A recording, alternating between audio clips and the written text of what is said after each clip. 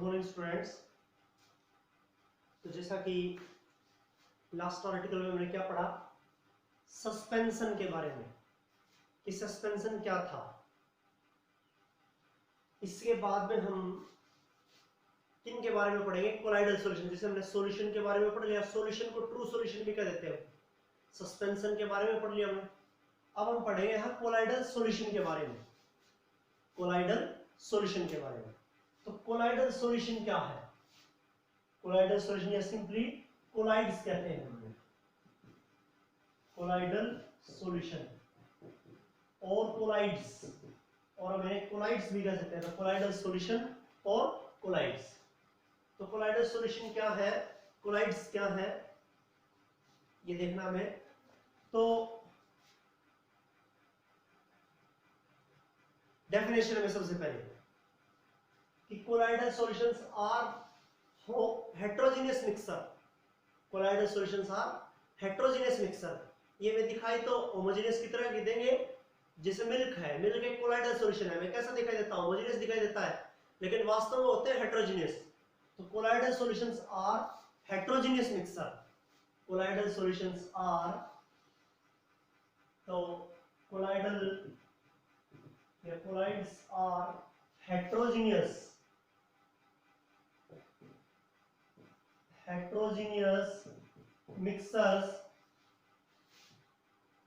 heterogeneous mixture in which the size of particles are in between those of 1 nanometer to the 1000 nanometer। कि colloidal solution heterogeneous mixture होते हैं। Colloidal solution heterogeneous mixture होते हैं, मतलब जिनका non uniform composition होगा, या फिर ये कह लीजिए आप जो एक से ज्यादा फेज रखेंगे, वो क्या होते हैं, कोलाइडल सॉल्यूशन होते हैं। और जिसमें पार्टिकल का साइज, क्योंकि साइज से ही हम सॉल्यूशन को, कोलाइडल सॉल्यूशन को और सस्पेंशन को अलग करते हैं, डिफरेंशिएट करते हैं एक दूसरे को साइज से। सॉल्यूशन का पार्टिकल का साइज था 1 नैनोमीटर से कम, सस्पेंशन का था 1000 नैनोमीटर से ज्यादा। तो कोलाइडल सॉल्यूशन के पार्टिकल का साइज कितना होगा, 1 नैनोमीटर से ज्यादा और 1000 नैनोमीटर से कम। ये था colloids are heterogeneous mixture in which the size of particles are in between those of 1 nanometer to the 1000 nanometer। colloidal solution heterogeneous mixture होते हैं। heterogeneous समझा रखा मैंने कि heterogeneous क्या होते हैं, और इनमें जो पार्टिकल का साइज है वो 1 नैनोमीटर से 1000 नैनोमीटर के बीच में होता है। 1 नैनोमीटर कितना होता है ये भी बता रखा मैंने, 10 to power -9 मीटर के बराबर होता है। ये है आपके पास, ये है कोलाइडल सॉल्यूशन, इन्हें हम कोलाइडल सॉल्यूशन कहते हैं। अब कोलाइडल सॉल्यूशन में क्या क्या चीजें हैं मुख्य यहां से, कि कोलाइडल सॉल्यूशन में जैसे सॉल्यूशन किससे मिलकर बना था, सॉल्यूशन किससे मिलकर बनता है, दो कंपोनेंट होते हैं, एक सोल्यूट और एक सॉल्वेंट। ऐसे ही इसी की तरह कोलाइड्स भी दो कंपोनेंट से मिलकर बना होता है, एक डिस्पर्स्ड फेज और एक डिस्पर्सन मीडियम।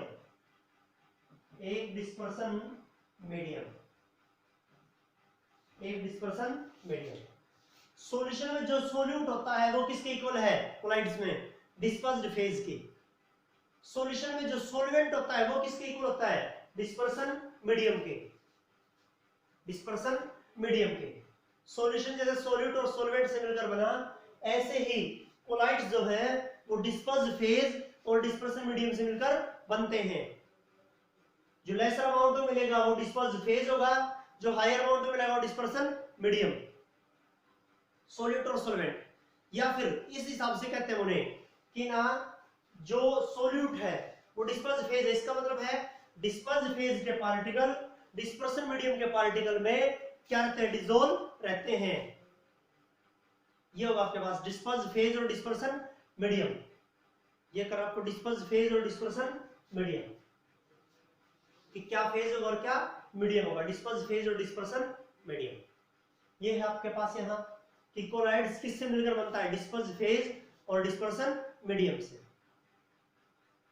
ये करना आपको यहाँ। उसके बाद में एक चीज और है यहाँ, इसकी प्रॉपर्टीज से पहले, इनकी क्या क्या प्रॉपर्टीज है उससे पहले, कि जो कोलॉइडल सॉल्यूशन है उनके पार्टिकल्स 1 नैनोमीटर से 1 नैनोमीटर के बीच में होते हैं, तो छोटे ही है पार्टिकल्स, तो हम उनको नेक्ड आई से नहीं देख सकते।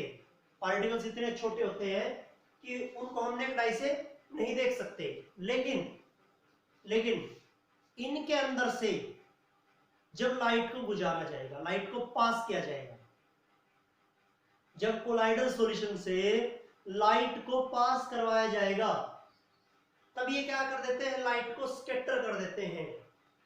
लाइट को स्कैटर कर देते हैं। लाइट को स्कैटर करेंगे तो हमें उस लाइट का पाथ जो है ना वो कैसा होगा, दिखाई देगा, विजिबल होगा हमारे लिए। ठीक है, the colloidal particle scatter a beam of light and hence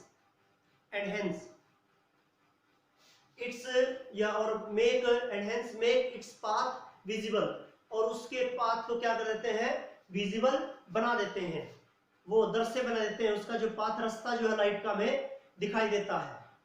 this is known as Tyndall effect. अच्छे से लिखेंगे हम इसे। लेकिन ये क्या चीज है, जैसे कोलाइडल सॉल्यूशन का मैंने एक एग्जांपल दिया मिल्क, एक और एग्जांपल दे रहा हूं मैं डस्ट मतलब धूल, स्मोक, ये भी कोलाइडल के एग्जांपल होते हैं। ठीक है, तो डस्ट धूल, और वो धूल जो है ना वो हमें दिखाई देती है तकरीबन। बड़े पार्टिकल होते हैं ना वो तो दिखाई दे रहे हैं आपको, लेकिन धूल के छोटे छोटे जो पार्टिकल है जो कोलाइडल फॉर्म के हैं, कोलाइड्स की फॉर्म के हैं, वो हमें नहीं दिखाई देते। इसमें एक कमरे में हम देखते हैं कोई धूल नहीं दिखाई देती, लेकिन जैसे ही हम हमारे रूम का, अंदर वाले रूम का क्या खोलते हैं, ओपन करते हैं, रोशनदान वगैरह, जिसमें रोशनदान लगा होता है दीवारों के ऊपर। ठीक है, रोशनदान खोलते हैं तो वहां से क्या आता है, वहां से लाइट आता है ऐसे टिंडल कोन के फॉर्म में ऐसे। ठीक है, ऐसे होता है वो, ऐसे पैरेलल नहीं होता, वो ऐसे होता है। ठीक है, टिंडल कोन होता है एक तरह से। अब उस टिंडल कोन में हम क्या देखते हैं, उस टिंडल कोन में हम देखते हैं कि वहां धूल के पार्टिकल्स, डस्ट के पार्टिकल्स हमें दिखाई देते हैं। देखा होगा आपने, ये डे टू डे लाइफ का एग्जांपल है, बेस्ट एग्जांपल है टिंडल इफेक्ट का, कि आपने एक रूम में रोशनदान को ओपन करते हैं अंधेरे वाले कमरे में, तो रोशनदान से जहां से लाइट आती है, तो जहां से वो लाइट आ रही है और लाइट का रास्ता पाथ ऐसे है, तो हमें वो पाथ दिखाई देगा। ठीक है, और उसमें क्या दिखाएंगे, धूल के कण दिखाई देंगे, जबकि बाकी कमरे में भी तो है धूल के कण, तो बाकी कमरे में भी है, केवल वो जो लाइट आ रही है इतनी सी जगह के ऊपर, ठीक है, उसी में आपको धूल के कण दिखाई देंगे, डस्ट के पार्टिकल्स दिखाई देंगे। ठीक है, या उस लाइट का जो पाथ जो हमें दिखाई देगा, बाकी कमरे में क्यों नहीं दिखाई देता, क्योंकि जो लाइट है वो वहां गिर रही है, उसको क्या क्या स्कैटर किया डस्ट के पार्टिकल्स से, और बाकी कमरे में क्या था कि ना वो लाइट जो है वो नहीं पहुंचा वहां तक, नहीं तो उसको भी क्या करते, स्कैटर करते और उसका पाथ जो है वो विजिबल बनाते। तो ये था टिंडल इफेक्ट, इसे हम टिंडल इफेक्ट कहते हैं, कि scattering of light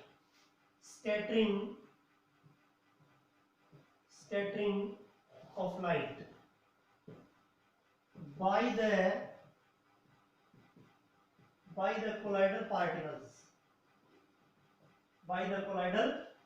scattering of light by the colloidal particle present in colloidal solution. ठीक है, scattering of light by the colloidal particle present in a colloidal solution is known as Tyndall effect. ठीक है, named after the discovery of the scientist, after the name of the scientist Tyndall. किस तरह से नाम दिया गया इसका, ये उस साइंटिस्ट के नाम के ऊपर ही दिया गया जिसने इसे खोजा था, टिंडल ने। तो टिंडल इफेक्ट।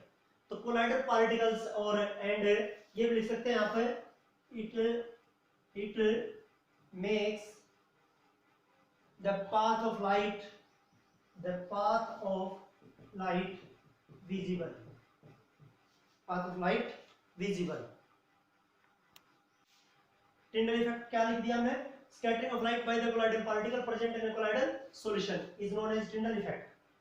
और क्या करते हैं, it makes the path of light visible. और ये क्या करते हैं, कोलाइड्स क्या करते हैं, फिर लाइट को स्कैटर करेंगे जो अपने अंदर से जा रही है, तो उसको स्कैटर करेंगे तो उसके पाथ जो है उसको क्या कर देता है, विजिबल बना देते हैं, देखने योग्य बना देते हैं, उसका पाथ जो रास्ता जो हमें दिखाई देता है। इसे आप कहते हैं टिंडल इफेक्ट। ये था टिंडल इफेक्ट।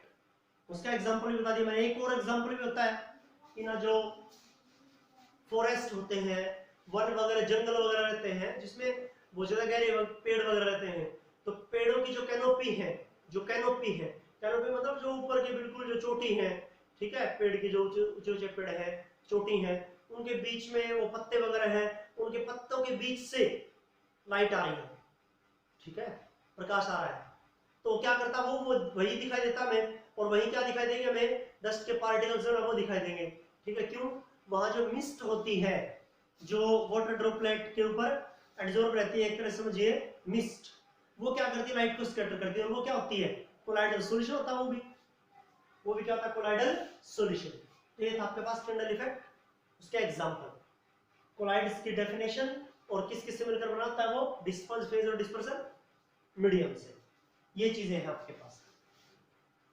उसके बाद में हम लिखेंगे प्रॉपर्टीज ऑफ कोलाइडल सॉल्यूशन, कि कोलाइडल सॉल्यूशन की प्रॉपर्टीज क्या क्या है। Properties of colloidal solution, colloidal solution की प्रॉपर्टीज क्या क्या है। प्रॉपर्टीज ऑफ कोलाइडल सॉल्यूशन, देखिए properties of colloidal solution, properties, तो कौन कौन सी उसकी प्रॉपर्टीज हैं। प्रॉपर्टीज ऑफ कोलाइडल सॉल्यूशन या कोलाइड्स, तो सबसे पहले क्या लिखा हमने, colloids are heterogeneous mixture. Colloids क्या होते हैं, हेटेरोजेनियस मिक्सचर होते हैं, हेटेरोजेनियस मिक्सचर। एक से ज्यादा फेज रखेंगे, डिस्पर्स फेज और डिस्पर्सन मीडियम से मिलकर बना होता है एक से ज्यादा फेज, हेटेरोजेनियस होते हैं। दूसरा, पार्टिकल का साइज कितना होता है, size of particles, size of particles, size of particles are in between those of 1 nanometer to the 1000 nanometer, 1 nanometre से 1000 नैनोमीटर के बीच में होगा पार्टिकल का साइज, ठीक है। तीसरी बात, पार्टिकल्स इतने छोटे होते हैं कि they cannot be seen by, particles कह लीजिए, या they cannot be seen by naked eyes, उनको हम किससे नहीं देख सकते, नेक्ड आई से देख नहीं सकते, they cannot be seen by naked eyes, ये आपके पास। और फिर कैसे होते हैं, अनस्टेबल होते हैं, कोलाइड्स क्या होते हैं, अनस्टेबल होते हैं, मतलब सॉरी अनस्टेबल का quite stable, colloids are quite stable. कैसे, मतलब सॉल्यूशन बहुत ज्यादा स्टेबल था, सस्पेंशन अनस्टेबल था, तो इनके बीच का, इनकी स्टेबिलिटी बीच की होती है, इनकी स्टेबिलिटी बीच की होती है। जैसे मिल्क है, दूध है, ठीक है, तो 1 घंटे 2 घंटे 3 घंटे 4 घंटे तक कोलाइड्स रहता, ठीक है, लेकिन गर्मी के दिनों में हम उसे बगैर गर्म करे छोड़ देंगे तो क्या होगा, डिस्पर्स फेज और डिस्पर्सन मीडियम अलग अलग हो जाएंगे। या बहुत ज्यादा गर्म कर दें हम, तब भी क्या होता है, तभी क्या पानी ऊपर चला जाएगा और फैट नीचे रह जाएगा। बहुत ज्यादा ठंडा कर दे तब भी क्या होगा, फैट ऊपर होगा और पानी नीचे, मतलब आइसक्रीम बनेगा उसका, तो फैट ऊपर और पानी नीचे, ज्यादा फैट ऊपर हो जाएगा। तो एक क्वाइट स्टेबल होते हैं, कुछ हद तक जो है ना वो स्टेबल होते हैं, ठीक है, कुछ हद तक स्टेबल होते हैं। ये है आपके पास कोलाइड्स कैसे होते हैं, क्वाइट स्टेबल, ये है। और they scatter the beam of light, they scatter, a collider particle scatter the beam of light and makes its path visible। Light को स्कैटर करते हैं और उसके पाथ को कैसा बना देते हैं, विजिबल बना देते हैं, दृश्य देखने योग्य बना देते हैं। ये होगा आपके पास। और लिखे हैं यहाँ पे कि जो कोलाइड्स रहते हैं उनके पार्टिकल्स को सिंपल फिल्ट्रेशन से क्या नहीं कर सकते, आप सेपरेट नहीं कर सकते। जैसे मिल्क है तो मिल्क में से पानी को और फैट को आप अलग नहीं कर सकते छान करके, हाँ किसी दूसरे मेथड से उनको अलग कर सकते हैं। तो क्या लिखेंगे आप यहाँ, कंपोनेंट्स ऑफ कोलाइड, ठीक है, components of colloids are does not separated by filtration method। Filtration method से उन्हें अलग नहीं कर सकते, ठीक है। but can be separated by special method से हम उन्हें अलग कर सकते हैं, बहुत ज्यादा गर्म करके, बहुत ज्यादा ठंडा करके, ठीक है। ये स्पेशल मेथड है एक तरह की, समझिए फिल्ट्रेशन से नहीं कर सकते कि हमने जो ना दूध को छान लिया और पानी और फैट्स जो है ना वो अलग हो जाए, ऐसा कुछ नहीं है। सिंपल मेथड से उन्हें अलग नहीं कर सकते। ये होगा आपके पास कोलाइड्स। ये थे कोलाइड्स के प्रॉपर्टीज, जो सॉल्यूशन के प्रॉपर्टी करे ऐसे ही सस्पेंशन की है और ऐसे ही कोलाइडल के। एग्जाम्पल बताए मैंने, जैसे स्मोक है, डस्ट है, फोग है, और मिल्क है, फोम है, ठीक है, और स्टोन के लीजिए, जम स्टोन के लीजिए, रतन मणि वगैरह है, ठीक है। ये एग्जाम्पल है आपके पास किसके, कोलाइड्स के। ये कोलाइड्स के एग्जाम्पल है, ठीक है, ये आपको करना है, ये एग्जाम्पल है और आपको ये करना है। Properties of colloids, example, colloid की डेफिनेशन, डिस्पर्स फेज क्या है, डिस्पर्सन मीडियम क्या है, टिंडल इफेक्ट क्या है, ये होगा आपके पास यहाँ कोलाइड्स के बारे में, ठीक है। इसके बाद में हम क्या पढ़ेंगे, इनको सेपरेट करने के, जैसे सॉल्यूशन हो तो उसके कंपोनेंट को कैसे अलग कर सकते हैं, कोलाइड्स है, सस्पेंशन, उनके पार्टिकल अलग करने की टेक्निक जो होती है, क्रिस्टलाइजेशन होगा, फिल्ट्रेशन मेथड होगा, मैग्नेटिक एक्सप्रेशन है, तो कई तरह के मेथड है, फ्रैक्शनल डिस्टिलेशन है, सिंपल डिस्टिलेशन है, तो वो बहुत सारे मेथड जो है हम यहाँ पढ़ेंगे उनको आगे इस चैप्टर में। तो ये यहाँ तक करना है आपको, यहाँ तक का काम आपको करना है कि कोलाइड्स क्या है और आपको क्या करने हैं। ये जो नोट बना रहे हैं आप, नोट बनाइए इनको, जैसे कोलाइडल सॉल्यूशन का डेफिनेशन लिखा मैंने पीछे, टिंडल इफेक्ट का डेफिनेशन लिखा, कोलाइड्स किससे मिलकर बनता है, और ये प्रॉपर्टीज, तो इनके नोट है। ये आप नोट जो है ना इसमें अपने फेयर नोटबुक में लिख लें, इन चीजों को नोट कर लें, ठीक है, ये है।